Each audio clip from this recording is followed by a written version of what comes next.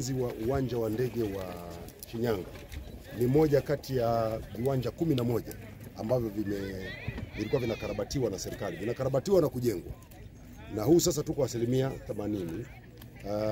Ni moja kati ya miradi ambayo serikali imeamua kufungua njia za mawasiliano ya anga katika hatua ya mikoa.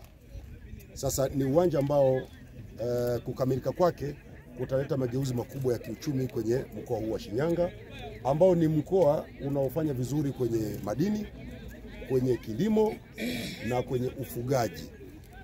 Kwa hivyo tunategemea kwamba uwanja huu utaleta mapinduzi makubwa kwenye eneo hilo.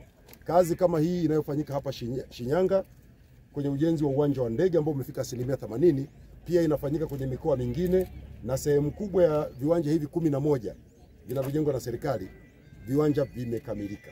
Sasa serikali inaanza kupanua wigo kwenda kwenye kuongeza viwanja katika maeneo ambayo hayana, lakini tunahamisha viwanja kwenye maeneo ambayo viwanja vilivyopo kumeonekana changamoto za kijiografia.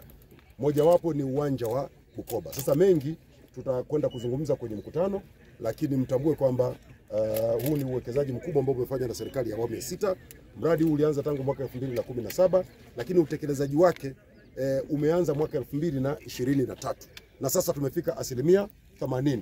Matarajio yetu ni kwamba mpaka mwezi wa 6, hata kama tutakuwa tuna nyongeza ya muda itakuwa ni kidogo, mradi huo umekamilika uanze kutumika. Sawa jamani?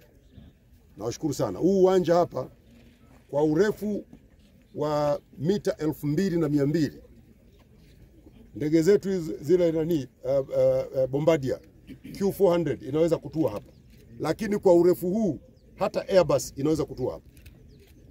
Kwa hiyo ni uwanja mrefu na utatusaidia sana kwa matumizi ya eneo hili la mkoa wa Shinyanga. Asanteni sana.